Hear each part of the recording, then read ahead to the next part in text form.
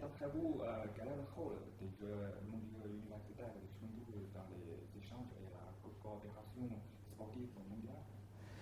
Chengdu est une ville avec une population très importante qui est au cœur d'une région absolument magnifique, une région naturelle qui permet l'exercice de tous les sports possibles. C'est donc absolument légitime qu'elle accueille un événement aussi important que les Jeux universitaires qui permettent à plus de 113 délégations, je crois, cette année, de s'exprimer tous, de se rencontrer avec du sport de très haut niveau, mais surtout, je l'espère pour eux, d'avoir une véritable occasion de se rencontrer et de découvrir la fraternité mondiale universelle entre toutes les équipes.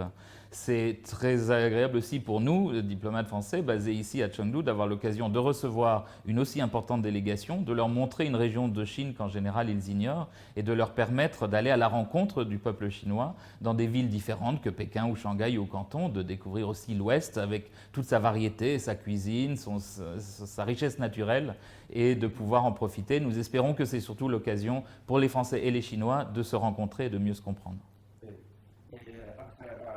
Que pensez-vous sur la coopération sportive et culturelle entre la France et la Chine? Et après vous, quelles sont les opportunités potentielles de collaboration future entre les deux pays dans ce domaine? Comme vous le savez, les Jeux universitaires qui se déroulent en ce moment arrivent à mi-chemin entre les Jeux d'hiver, olympiques d'hiver qui ont eu lieu à Pékin l'année dernière et les Jeux d'été qui se dérouleront à Paris l'année prochaine.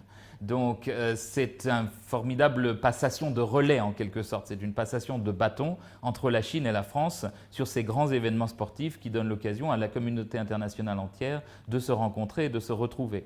Ça permet de mettre en valeur la très grande richesse des échanges humains entre nos deux pays, notamment dans le domaine du sport, mais pas exclusivement, vous l'avez mentionné, dans le domaine de la culture, dans le domaine de l'universitaire, de l'éducatif, l'enseignement de la langue française aussi et de la langue chinoise en France, qui sont très riches également. Nous sommes peut-être nos deux pays parmi ceux qui poussons le plus d'énergie et de promotion dans le domaine de la culture et des échanges humains. C'est par la rencontre entre nos habitants, entre nos populations, que se fera l'avenir de la relation franco-chinoise. Et le sport en représente une dimension importante parce que le sport s'adresse aux plus jeunes, aux jeunes générations qui construiront la relation de demain. Oui, vraiment. Et que recommandez-vous à l'équipe de France durant leur séjour à Chengdu s'ils veulent la visiter, par exemple, quel plat ou quel site touristique? Alors, je leur recommande en premier lieu de gagner beaucoup de médailles, c'est ça un premier objectif.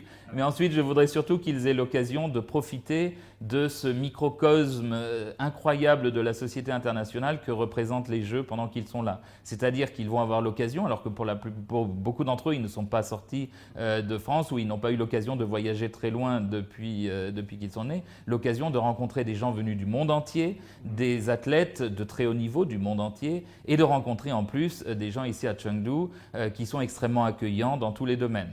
On dit parfois que le Sichuan, c'est une petite France de Chine parce qu'on aime bien y manger, on aime bien la culture, on aime bien aller dans la montagne et profiter de la nature. Ce sont des caractéristiques qui plaisent beaucoup aux Français. Alors si je dois leur recommander quelques endroits, bien sûr le hot pot, le huoguo, parce que s'ils n'en profitent pas, ils n'auront pas vraiment découvert ce qu'est le Sichuan. Mais je crois qu'il n'y a rien de mieux que de se promener au hasard dans les rues de Chengdu ou dans la campagne environnante pour découvrir, aller à la rencontre des Chinois. De ce point de vue-là, le musée de Jinja, le musée de Sanxingdui, peut-être aller jusqu'à Dutiangyan et le fabuleux site d'irrigation ou la montagne de Qingshan. Ce sont des endroits absolument remarquables, d'une très grande culture, d'une très ancienne culture, qui leur donneront l'occasion surtout de rencontrer sur place des Chinois de tous les jours avec lesquels ils pourront vraiment découvrir cette amitié qui lie la France et la Chine. Oh, c'est magnifique. Merci.